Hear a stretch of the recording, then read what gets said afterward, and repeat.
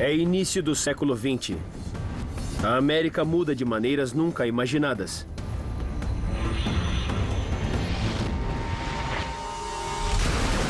As bebidas abastecem um submundo de crimes. Milhões cruzam a nação para escapar da pobreza. A violência irrompe. Os Estados Unidos estão prestes a se tornarem a mais rica nação do mundo.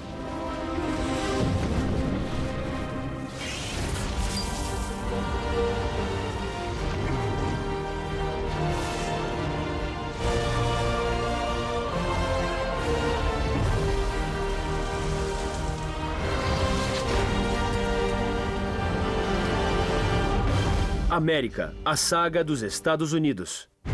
1900. Início da maior explosão de consumo que o mundo já viu. Expansão. Mas nada disso vai acontecer sem a descoberta do que está por baixo da poeira do Texas. Petróleo. O petróleo vai abastecer o século XX e construir o mundo moderno. Alguns o chamam de ouro negro.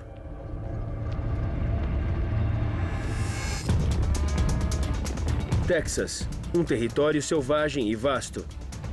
Mais perto do Velho Oeste americano do que dos tempos modernos. Os irmãos Hamill. Al, de 24 anos, ex-pecuarista. E Kurt, de 28, ex-vendedor. Eles são uma nova geração de pioneiros na fronteira americana. Petroleiros. Jovens, rudes e ambiciosos. Conhecidos como os melhores no ramo. O início do petróleo foi muito duro. Tudo era difícil de se fazer. Não conhecíamos nada, só a superfície da terra. O petróleo tinha acabado de ser descoberto no Texas, mas os poços eram pequenos. Exploradores têm um palpite de que essa pequena colina ao leste da cidade de Houston tem petróleo.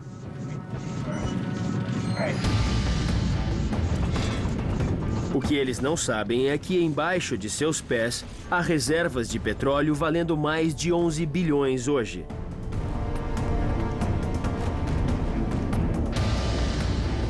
Em lugar algum do mundo se descobriu tanto petróleo antes.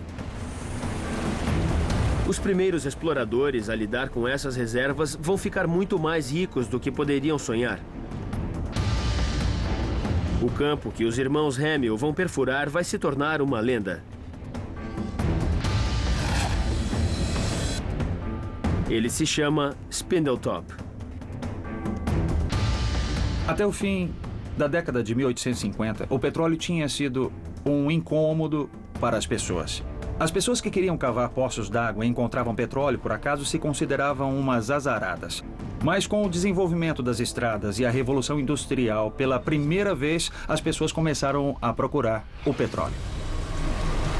Até recentemente, o óleo de baleia comandava o mercado. Ele era usado em lampiões para iluminar casas e ruas. Mas as baleias foram caçadas até quase a extinção.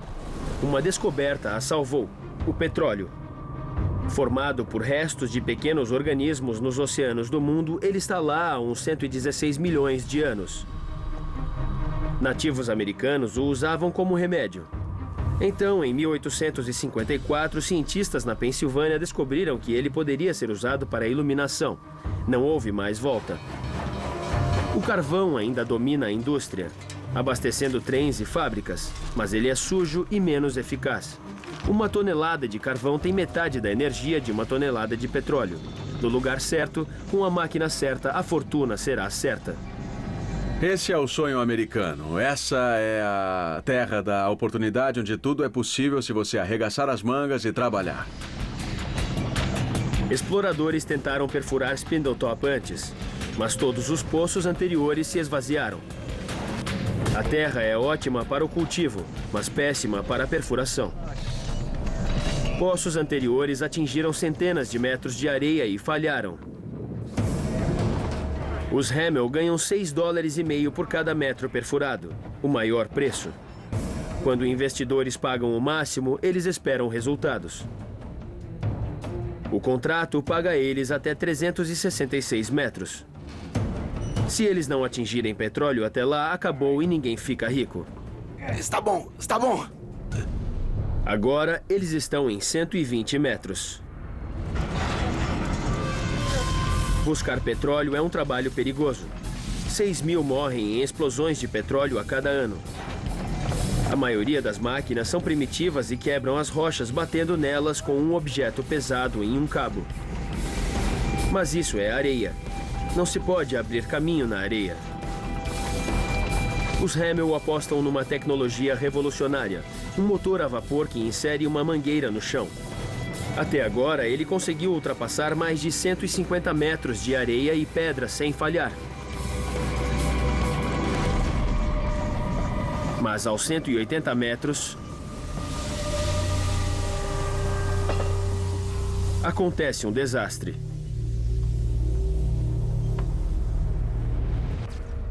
A perfuradora atinge um bolsão de gás explosivo e água.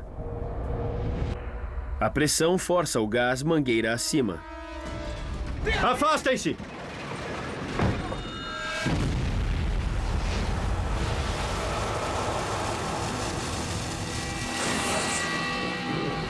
Eles tiveram sorte de sobreviver. Eu vejo um paralelo entre a cultura da exploração e a cultura do empreendedorismo. Você faz todos os estudos, planeja tudo, acha que está tudo ótimo, mas cava e não tem nada lá. É muito difícil de prever. O progresso é lento. É uma luta a cada metro. A areia é muito fina, até mesmo para essa perfuradora. As paredes do buraco começam a desabar. Normalmente, esse tipo de perfuração bombeia água no buraco para sustentar suas paredes. Mas a areia é muito fina e a mistura muito rala. Eles precisam de um líquido mais grosso. São forçados a improvisar usando apenas o material que têm à mão: água, terra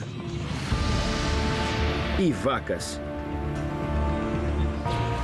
Trouxemos um pequeno rebanho de gado e deixamos eles soltos em uma poça d'água próxima. O gado passou por lá e fez muita lama para nós. A resposta a todos os seus problemas é a lama. Com lama segurando as paredes do buraco, eles voltam ao ritmo. Daí em diante, operávamos a perfuradora 24 horas por dia. A inovação de Kurt ainda é usada hoje, só que agora as perfuradoras usam um componente sintético. Mas esses fluidos de perfuração ainda são chamados de lama. 10 de janeiro de 1901. Os Hamill estão perfurando há mais de 2 meses.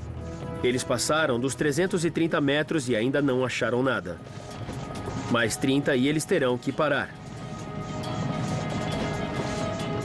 Então, eu me aproximei e olhei pelo buraco.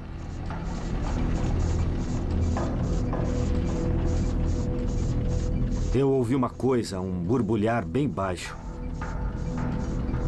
Olhei lá embaixo e ouvi o petróleo espumante subindo. Ele estava respirando, ia subindo e descendo com a pressão do gás. E continuou subindo, ultrapassou a mesa da máquina, e cada jorro era um pouco mais alto, e um pouco mais alto, e um pouco mais alto. Esse é um dia que mudou os Estados Unidos para sempre. Cuidado! Afastem-se! Afastem-se!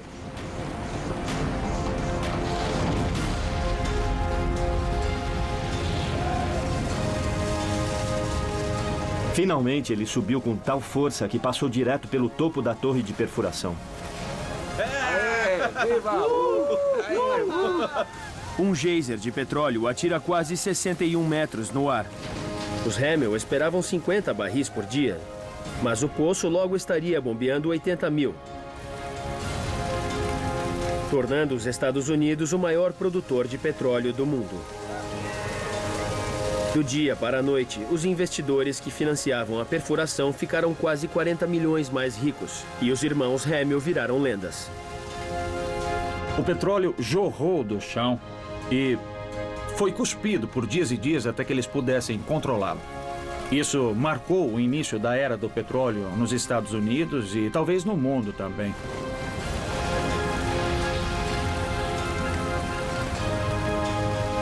Spindletop muda tudo.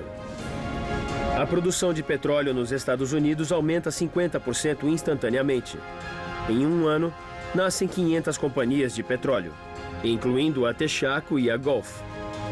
O preço do petróleo cai de $2 o barril para 3 centavos de dólar. Fica mais barato que água. Barato o suficiente para se transformar em gasolina. Na virada do século, milhões de americanos viviam toda a vida num raio de 30 quilômetros de sua casa. A gasolina torna o país móvel como nunca se pensou antes. Hoje, o americano médio dirige o equivalente a 2,5 voltas na Lua. Um homem vai aproveitar a oportunidade do petróleo barato para mudar a cara do país.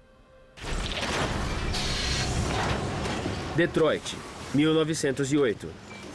Henry Ford. Independente, visionário e obsessivo. Um homem com má reputação. Recentemente demitido da empresa que logo se tornará a Cadillac. Ele inicia sua terceira tentativa de fabricar carros. Mas esses serão diferentes. Há apenas 8.000 carros nos Estados Unidos. Brinquedos caros para ricos, como ter um jato particular hoje.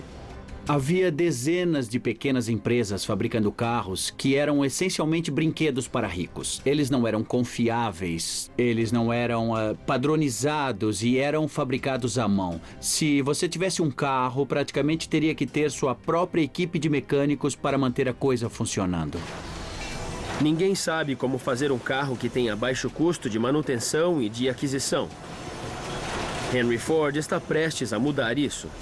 Ele não vai mudar apenas como os carros são feitos, vai mudar como tudo é feito. Detroit, 1913. Henry Ford não fabrica apenas um carro revolucionário, ele o fabrica de maneira revolucionária. Uma linha de produção em grande escala, baixo custo e com produtos idênticos.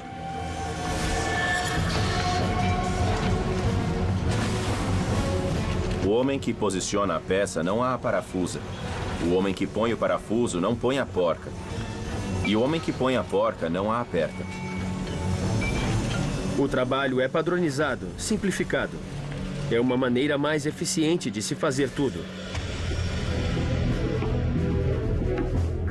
A produção em massa toma o país e muda o mundo. Para ser um operário de linha de montagem, você não tinha que ter muito conhecimento, não precisava ser mecânico de formação ou o que quer que fosse. Você só tinha que aprender a virar a mesma chave inglesa no mesmo parafuso 5.000 vezes por dia, e seu trabalho era esse. Os preços desabam. Em 1913, um modelo T custava 2 anos de salário. Em 1924, custa apenas 3 meses. O modelo T, sem dúvidas, é um dos principais objetos na história americana que mudou o país. O que Henry Ford desenvolveu foi o carro para o homem comum. O impacto desse pequeno carro é imenso. 300 mil vendidos em 1913. Em 1924, há um novo modelo T a cada 24 segundos. De repente, essa forma de transporte inteiramente moderna passou a ser possível para as pessoas. Elas podiam pagar por isso. Não era uma nave espacial que só havia algumas delas valendo milhões e milhões de dólares. 1915 e o sucesso do modelo T cria uma nação de motoristas aprendizes. Em Washington State, costa oeste americana, Roscoe Scheller está prestes a começar um novo emprego: vendedor de carros. Os ganhos são incríveis. O único problema é que ele não sabe dirigir. É como montar um cavalo, é a mesma coisa. Seu chefe se ofereceu a ensiná-lo no seu primeiro dia de trabalho.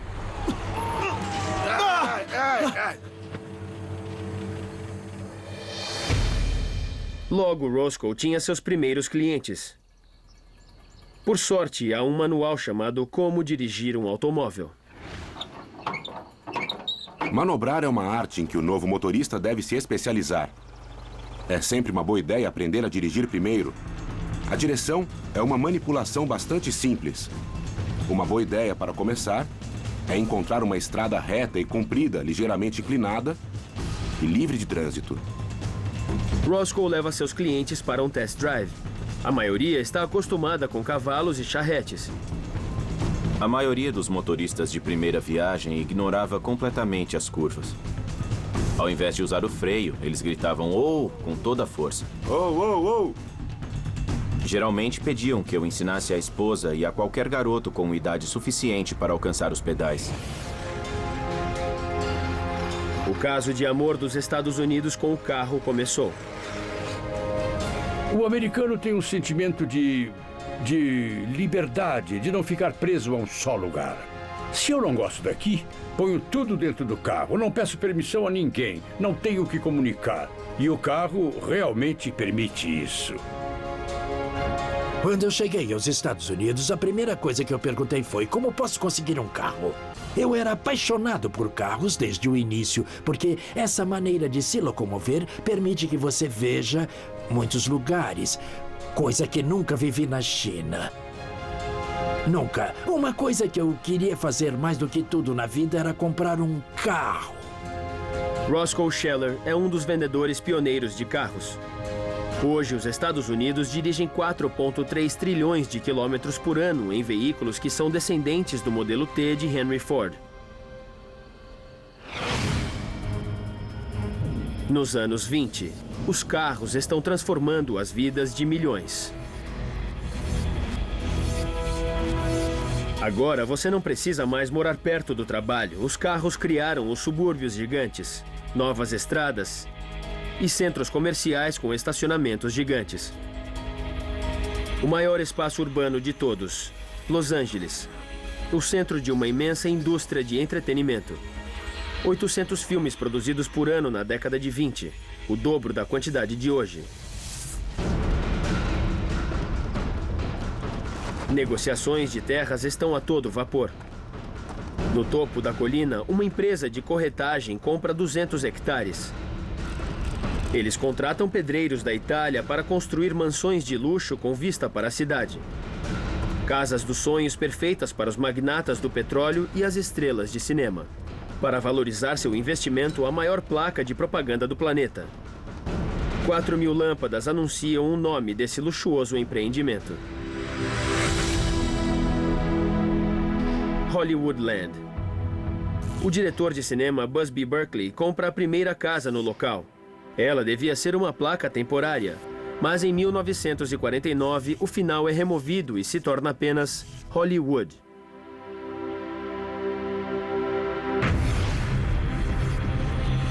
Construída com o petróleo, abastecida pelos carros e pelo cinema, Los Angeles é a cidade que cresce mais rápido no mundo. Mas nada desse crescimento incrível seria possível sem um outro ingrediente vital: água. William Mulholland, um imigrante irlandês tenaz e implacável, superintendente da Companhia de Água de Los Angeles. 1904 e Los Angeles está ficando sem água. Isso é manchete nos jornais. Mulholland precisa descobrir mais. Sua reputação está em jogo. A história do Oeste é a história da água. Porque você não pode transformar essa região que tem solo fértil e deseja desenvolvimento sem esse recurso incrivelmente escasso no Oeste. Sul da Califórnia. A chuva cai a menos de 5 centímetros por ano. As temperaturas chegam a 57 graus Celsius. As montanhas ao redor ficam cheias de chuva. O problema é que ela fica lá. Los Angeles tem apenas um rio pequeno. Ele fornece só uma fração da água de que a cidade crescente vai precisar. A Califórnia fica às margens do grande deserto do Oeste. E para que um número maior de pessoas possam viver nas cidades, a água deveria ser deslocada das montanhas da Califórnia para as cidades onde as pessoas viviam na época. Mulholland deve encontrar água. O destino do sul da Califórnia está em risco.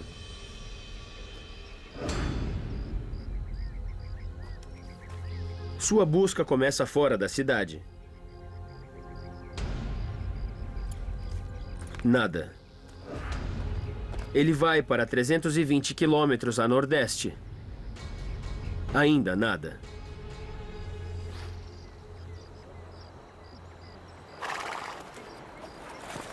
Finalmente, ele alcança uma área chamada de Owens Valley.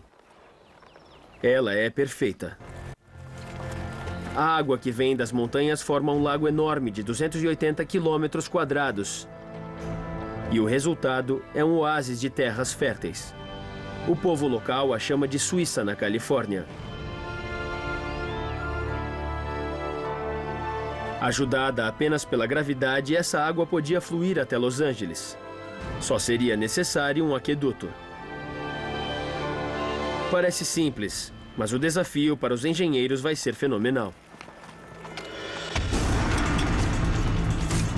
Serão preciosos 359 quilômetros de canos de aço e concreto, 193 quilômetros de ferrovias, 351 quilômetros de fios elétricos, 805 quilômetros de estradas. Se Mulholland fizer tudo isso, vai transformar completamente não só Los Angeles, mas todo o estado.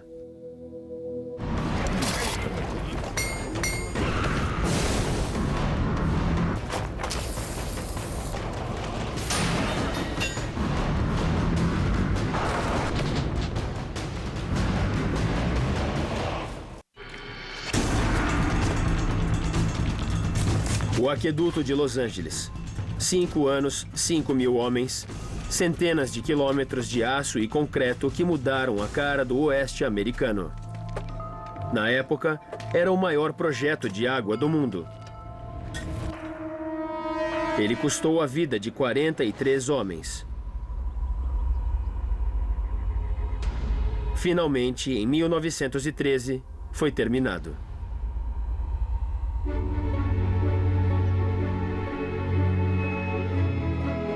Isso é de vocês. A sua fidelidade e coragem inabaláveis tornaram o trabalho possível. O aqueduto está terminado e funciona bem. O aqueduto salva Los Angeles. A cidade cresce de 250 mil em 1900 para 2 milhões em 1930. O investimento do governo federal em projetos que levam água para o oeste forma mais profundamente o caráter da região oeste que todos os cowboys, arados, trens e pioneiros que já existiram. Mas para Owens Valley, a fonte de água é um desastre. O lago fica seco, criando um deserto gigante. Fazendeiros locais tentam explodir o aqueduto mais de 10 vezes. Mas é uma disputa sem futuro. Isso foi de fato muito controverso. Havia muita política nos bastidores, muito suborno. Isso deixou muita gente infeliz, devastou a região da Califórnia e sua fonte de água. Mas foi muito benéfico e talvez Los Angeles não pudesse ter crescido do jeito como cresceu sem que Mulholland planejasse o aqueduto para chegar àquela área. A terra de Owens Valley fica infértil por décadas. Mas nos anos 90, as autoridades de Los Angeles começam um longo processo de restauração. É verdade que, se você quer alguma coisa grande, deve abrir mão de alguma coisa grande para chegar lá. Nós sacrificamos nosso sangue, nossa fortuna para quase tudo de grande nos Estados Unidos. O aqueduto de Los Angeles continua sendo um dos esforços de engenharia americana mais ambiciosos. Quando construíram o aqueduto para levar a água através de um estado inteiro, isso foi uma grande proeza e mudou fundamentalmente toda uma parte do estado da Califórnia. Quando vou por cima da Califórnia hoje, sempre olho pela janela e vejo aquela faixa prateada, brilhante, que passa por todo o estado. Para mim é sempre muito mágico. 1914. O aqueduto tem 1 ano. A América expande. A Primeira Guerra Mundial cria uma grande demanda por armas, carros e petróleo. Em apenas 4 anos, a economia dobra de tamanho. Os Estados Unidos se tornam o país mais rico do mundo. 3 gerações depois do fim da escravidão, os negros sulistas estão de mudança em busca de uma vida melhor. Entre 1915 e 1930, 1,5 milhão seguem para o norte. 1 em cada 7 de toda a população afro-americana. Isso se chama a Grande Migração. O norte representava a terra prometida. Para os negros do sul, se você fosse para o norte, poderia trabalhar. Se fosse para o norte, não teria que sair da calçada onde estava quando um branco quisesse passar por ela. Se fosse para o norte, podia viver em locais melhores e seus filhos teriam uma melhor educação. Muitos vão para a fábrica de Ford em Detroit. Ford é o único a pagar o mesmo a trabalhadores negros e brancos, impressionantes $5 por dia. 5 vezes mais que o salário do responsável por uma fazenda na Geórgia. Mas pagamento igual não significa tratamento igual. Frank Harris é um engenheiro no local. Você podia colocá-los em um trabalho sujo e pesado, onde não haveria muitos brancos para reclamar deles. Mas se quisesse misturá-los nas linhas de montagem ou em qualquer outro lugar em que os brancos predominassem e eles pendurassem seus casacos encostando-nos dos brancos, isso não dava certo. Muitos trabalhadores brancos temem perder seus empregos para a nova força de trabalho negra. O ressentimento está prestes a explodir. A negação do privilégio dos brancos, em contraste com a ambição dos negros querendo a terra prometida, inevitavelmente levou a uma explosão.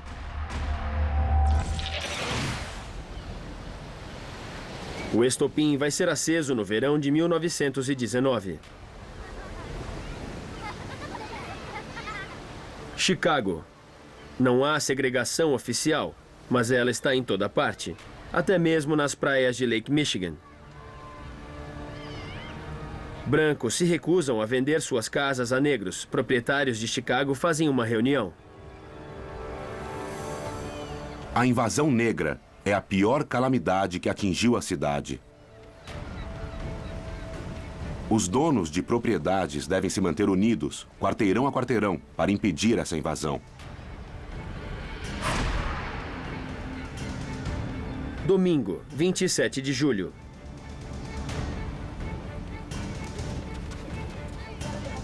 Eugene Williams, de 17 anos, não vai à igreja para nadar com alguns amigos. Puxa! Vai, ajuda! John Harris está entre eles. Podemos nadar, mergulhar, subir, nadar, mergulhar e brincar.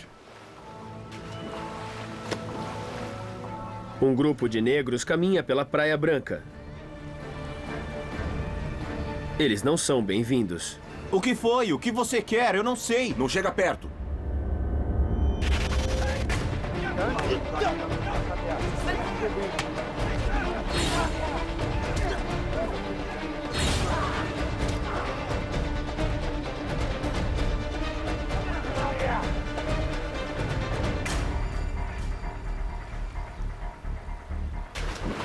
A balsa de Eugene também está naquela direção.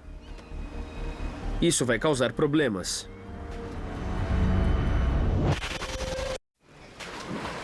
Julho de 1919. Numa praia em Chicago, a tensão aumenta. Um nadador branco joga pedras. John Harris acha que é brincadeira. Ele pegava uma pedra, jogava e a gente se abaixava. Um cara dizia, cuidado, e a gente se abaixava. Mas não era brincadeira. Isso é a tensão racial transplantada para a vida da cidade.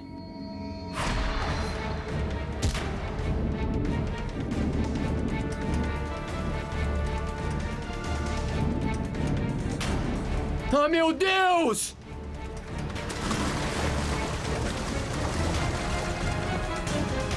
Socorro! Ele desmaiou! Quando trazem Eugene Williams de volta para a praia, ele está morto. O policial em serviço é Daniel Callahan. Ele se recusa a prender o branco que atirou a pedra fatal.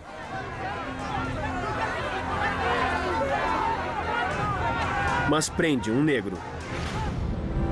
É assim que começa a rebelião racial de Chicago em 1919.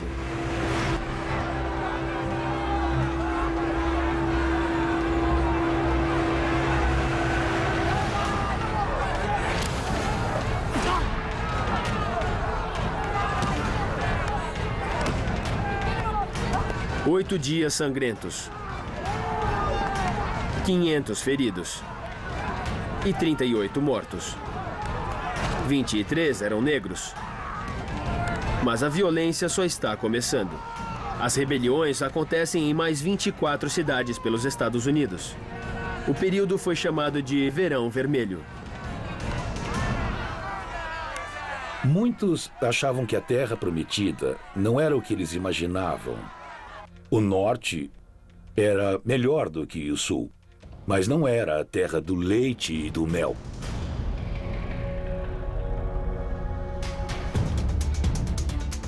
A divisão separando negros de brancos aumenta. Os guetos se expandem. Harlem, em Nova York. Paradise Valley, em Detroit. The Hill District, em Pittsburgh. O Sul, em Chicago. Separados, mas não iguais. Negros americanos estão de fora olhando. Mas os bairros negros também têm maiorias negras. E nos Estados Unidos, maioria significa poder. Em 1928, eleitores do lado sul de Chicago elegem Oscar De Priest, o primeiro congressista negro em uma cidade do norte. 80 anos depois, outro morador de Chicago se tornaria o primeiro presidente negro do país. 1920. O país está em um ponto de virada. Pela primeira vez, vivem mais americanos em áreas urbanas do que em áreas rurais. Cidades se tornam símbolos de decadência e perigo, jazz, cabaré e álcool. Ela vai tirar a camisa de suas costas e será expulsa da terra americana a chibatadas! Billy Sunday, jogador de beisebol aposentado que parou de beber. Ele é o pregador mais famoso no país. Eu vou até um jovem no cadafalso. O país tem um problema com o alcoolismo. Beba! Isso vai afetar a todos! No auge, há um bar para cada 300 pessoas. 20 vezes mais do que nos dias de hoje. 50% de todos os crimes envolvem o álcool. Quando você vai para casa, cambaleante, praguejando para todos os lados? Billy Sunday não é o único que acha que o álcool está arruinando o país. Grupos religiosos protestam, industriais dizem que ele afeta a produtividade. Mulheres fazem campanhas contra homens bêbados que agridem suas esposas. Para muitos, o banimento total é a única solução. Em 16 de janeiro de 1919, a 18ª emenda à Constituição é promulgada. A proibição torna a fabricação e a venda de álcool ilegais. Esse período, no início do século XX, capturou a onda de desejo de se comandar a vida ao redor e de se formatar e inventar novas políticas que assegurassem que as pessoas as cumpririam e viveriam vidas virtuosas. Então, a proibição é um grande experimento. Mas a proibição também cria uma nação de criminosos. Aí está um deles, Willie Carter Sharp, de 26 anos, aventureira e fora da lei. Ela é chamada de Rainha Veloz do Rum. É 1928 e a proibição está no 8º ano. Foi a emoção que me pegou.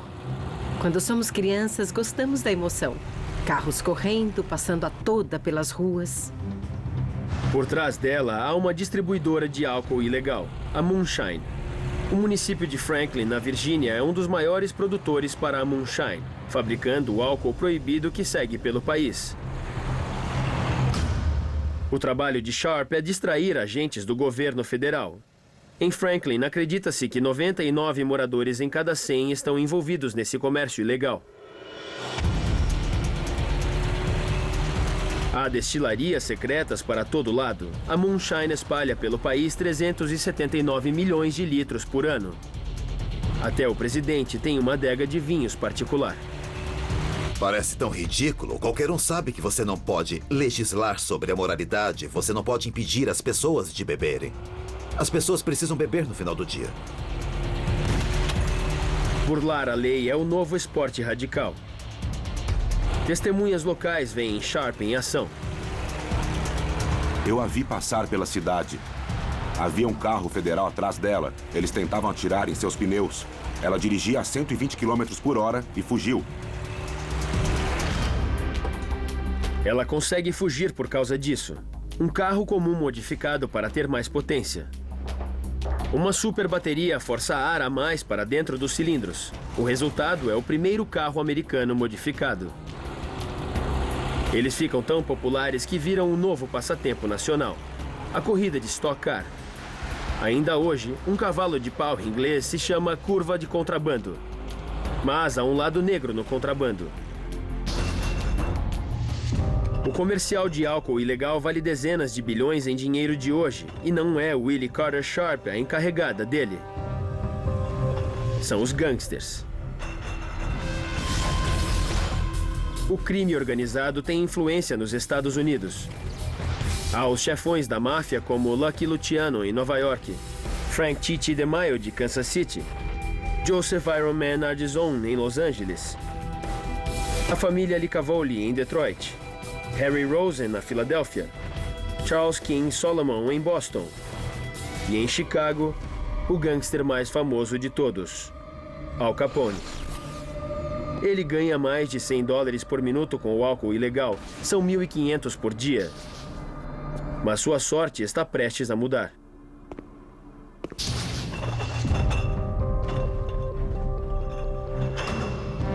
Rua North Clark 2122, o quartel-general em Chicago do rival de Capone, George Bugs Moran. 14 de fevereiro de 1929. 2 homens com uniformes da polícia chegam. Normalmente, a polícia sai sem fazer prisões depois de um rápido pagamento. Mas esse não é um dia normal. Esses não são policiais comuns. O que acontece no dia de São Valentino em 1929 vai mudar o curso da proibição nos Estados Unidos.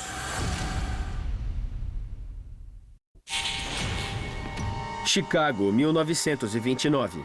Mais da metade da polícia da cidade é corrupta. Em uma garagem de Chicago, 7 gangsters estão enfileirados. Eles acham que é rotina, mas hoje é diferente.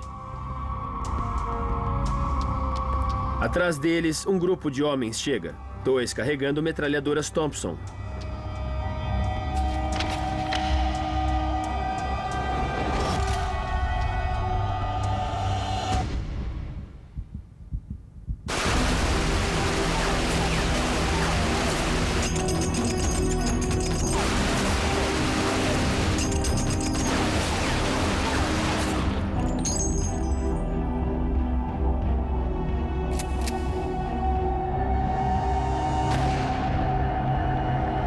É o assassinato de gangue mais famoso da história.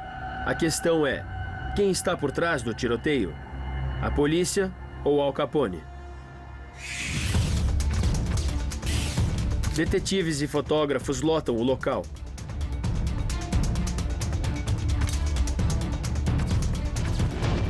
Essa fotografia chocante aparece nos jornais em todo o país. A proibição chegou nesse ponto. Os Estados Unidos se cansaram. O governo federal é forçado a agir. O Major Calvin Goddard, um especialista em armas metódico e clínico. Ele é pioneiro em uma nova ciência, a balística forense. Pela primeira vez, pistas vitais como cápsulas de balas no local de um crime podem ser analisadas. O trabalho de Goddard leva a um dos primeiros laboratórios forenses dos Estados Unidos. Ele vai revolucionar o trabalho do FBI. Seu trabalho é descobrir quem está por trás do massacre no dia de São Valentino.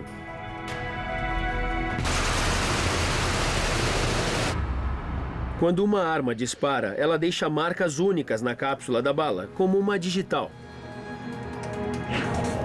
Analisando cápsulas do local do crime, Goddard determina que apenas 2 armas foram disparadas. Nenhuma delas era uma arma policial.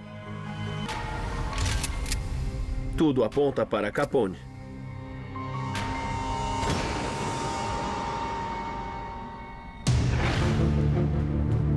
Mas condenar Capone por assassinato não vai ser fácil. Ele tem um álibi. Estava na Flórida no momento. Eles terão que pegá-lo por uma outra acusação. Frank Wilson, contador, é um tipo de combatente do crime bem diferente. Ele é um agente da Receita Federal em Washington. Ele vai atrás de Capone por sonegação de impostos. Em 1913, a 16ª emenda dá ao governo federal o direito de cobrar impostos pessoais. Até mesmo criminosos têm que pagar impostos. Capone é um dos homens mais ricos do país. Ele deveria pagar 25% em impostos. Entre 1925 e 1929, ele não pagou nada. O próprio réu não tinha conta em banco. Não mantinha livros caixas, não comprava nenhuma propriedade em seu nome. Ele fazia todas as suas transações financeiras em dinheiro. Para assegurar uma condenação, Wilson tem que provar que Capone tem ganhos sobre os quais não paga impostos.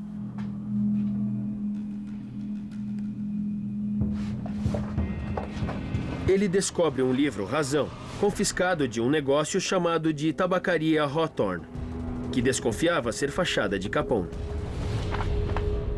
Ele é um registro detalhado de uma casa de apostas, mas nenhum imposto foi pago sobre os ganhos desse negócio. Se Wilson puder estabelecer uma relação direta com Capone, ele pode processar o criminoso mais famoso da nação por sonegação de impostos. Wilson estuda o livro,